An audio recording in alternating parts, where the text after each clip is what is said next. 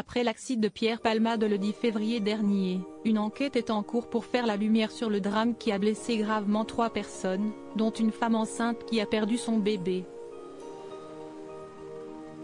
Les passagers qui étaient dans la voiture conduite par l'humoriste et qui ont pris la fuite ont été interpellés ce mercredi 15 février.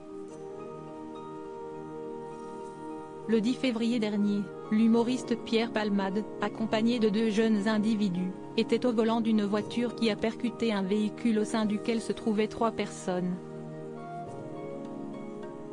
3 personnes sont aujourd'hui grièvement blessées. Parmi elles, le conducteur, son fils de 6 ans et sa belle-sœur, enceinte de près de 7 mois. Un bébé que la future maman a perdu des suites de l'accident.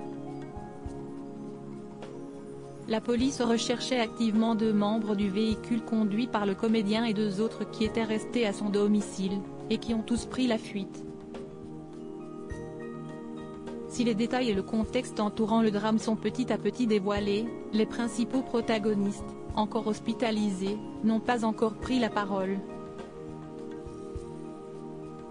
À la place, ils ont laissé s'exprimer leur entourage. Pour Pierre Palmade, c'est sa sœur qui a tenu à évoquer les profonds remords ressentis par son frère, qui a honte et se dit catastrophé.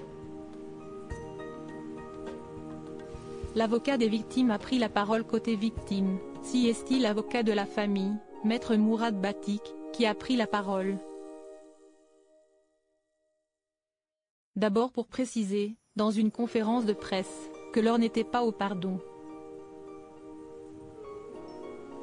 Ensuite, lors d'une invitation sur le plateau de Touche pas à mon poste ce mardi, pour venir plus en détail sur toute l'affaire, peine encourue par Pierre Palmade, état de santé dans lequel se trouvent les victimes ou encore premier mot de ceux-ci à l'égard du public. L'avocat, qui a précisé que ses clients souhaitaient garder l'anonymat, a aussi pris le temps de raconter sur C8 ce dont se souvient la jeune femme enceinte au sujet de l'accident. Ce 15 février, BFM TV nous apprend que 2 fuyards auraient été arrêtés. La première arrestation a eu lieu ce matin à Clichy-la-Garenne dans les Hauts-de-Seine. Les 2 fuyards interpellés et placés en garde à vue. L'homme interpellé se trouvait au domicile d'une autre femme qui elle aussi a été interpellée et placée en garde à vue.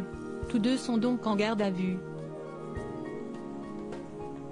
L'homme interpellé est soupçonné d'être l'un des passagers qui se trouvait à bord de la voiture avec Pierre Palmade vendredi dernier et qui a pris la fuite après l'accident. Sa garde à vue a commencé ce matin.